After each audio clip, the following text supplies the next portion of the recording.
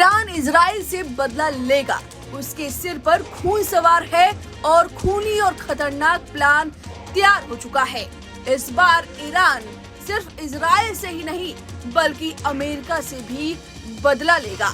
Iran और उसके proxy अरब में मौजूद अमेरिका के सैन्य बेस को समाप्त करने वाला सैन्य अभियान लॉन्च करने जा रहे हैं। ब्रिटिश इंटेलिजेंस एजेंसियों को जो इनपुट मिला है उसे खामेनेई और उनकी सेना के खतरनाक और खूनी प्लान का खुलासा हुआ है। इस प्लान के मुताबिक ईरान सिर्फ इजराइल पर मिसाइलों से धावा नहीं बोलेगा बल्कि इजराइल के बाहर मौजूद इसके ठिकानों पर ब्लास्ट कर सकता है।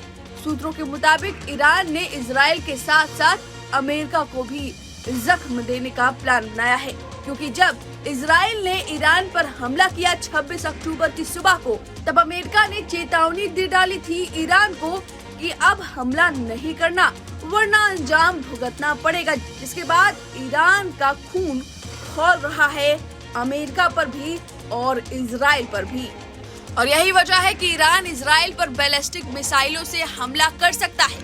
अमेरिका और यूरोप में इजराइल के दूतावास पर खतरा मंडरा रहा है। अरब में मौजूद अमेरिकी सैन्य बेस पर भी हमला कर सकता है। इसका मतलब ये हुआ कि ईरान एक साथ इजराइल और अमेरिका के खिलाफ 3 फ्रंट खोलने जा रहा है। अमेरिका और यूरोप में हमले को देंगे अंजाम ईरान के स्लीपर सेल और फियादीन हमलावर। जी हाँ, ईरान ने कई देशों में मौजूद अपने स्लीपर सेल को सक्रिय कर दिया है।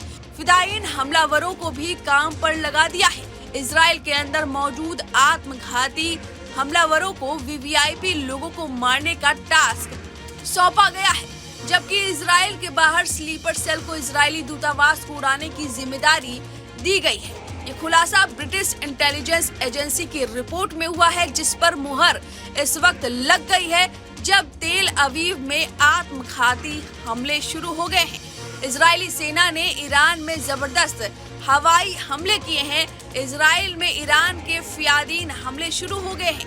तेल अवीव में एक ट्रक ड्राइवर ने ट्रक से कुचलकर इजरायली सैनिकों को मारने की कोशिश की। बताया जा रहा है कि ये ट्रक ड्राइवर स्लीपर सेल था। ये घटना तेल अवीव में गलितलात सैन्य बेस के पास हुआ। शक है कि ईरान के आत्मघाती हमलावर ने बेस के पास मौजूद सैनिकों पर ट्रक चढ़ा दिया। इस हमले में करीब 10 सैनिकों की मौत हो गई, 50 से ज्यादा जवान घायल हैं। कई सैनिकों की हालत गंभीर है, इसलिए मरने वालों की संख्या बढ़ सकती है। इजरायली सैनिकों ने ट्रक ड्राइवर को गोली मारकर मौके पर ही मौत के घाट उतार दिया है। इस हमले के बाद इजरायली सिक्योरिटी एजेंसियां हाई अलर्ट पर हो गई हैं। इजराइल में मौजूद ईरान के स्लीपर सेल को ढूंढा जा रहा है। तेल अवीव में जो कुछ हुआ उसे ईरान के फियादीन हमले की शुरुआत माना जा रहा है। आने वाले दिनों में ईरान के स्लीपर सेल सिर्फ इजराइल में ही नहीं बल्कि अमेरिका और यूरोपीय देशों में भी हमला करेंगे। इनके टारगेट पर इजरायली दूतावास है। ब्रिटिश इंटेलिजेंस एजेंसियों के मुताबिक ईरान के sleeper cell America, Britain, Switzerland, Italy, France, Greece, तुर्की, बेल्जियम, डेनमार्क, सऊदी अरब, जर्मनी और स्वीडन में मौजूद है। इसका मतलब ये हुआ कि इन देशों में इजरायली दूतावास और अमेरिकी ठिकानों पर हमले हो सकते हैं। पूरी दुनिया में ईरानी स्लीपर सेल का ये जाल ईरानी जनरल कासिम सुलेमानी ने बिछाई थी। कासिम सुलेमानी ईरान के कुज़क फोर्स के मुखिया थे। अमेरिका ने साल 2020 में उनकी हत्या कर दी थी। दुनिया भर में फैले ईरानी स्लीपर सेल और फियादीन हमलावरों को ईरान की कुर्दस फोर्स की मैनेज करती है। फंडिंग से लेकर उन्हें हर जरूरी चीज कुर्दस फोर्स ही मुहैया करवाती है। सुलेमानी के मारे जाने के बाद कुर्दस फोर्स को इस्लामी कानी हेड कर रहे हैं। अब जबकि ईरान ने कई देशों में इजराइल और अमेरिका के खिलाफ हमले का फैसला किया है, तो कानी अपने काम पर लग गए हैं। सूत्रों के मुताबिक तेहरान में मौजूद अंडरग्राउंड बंकर से कानी स्लीपर सेल को आदेश दे रहे हैं। हमले के लिए उन्हें टारगेट बता रहे हैं। इसका मतलब ये हुआ कि इजराइल और ईरान युद्ध का सबसे खतरनाक और खूनी चरण शुरू होने जा रहा है। इस चरण का नाम आत्मघाती हमला।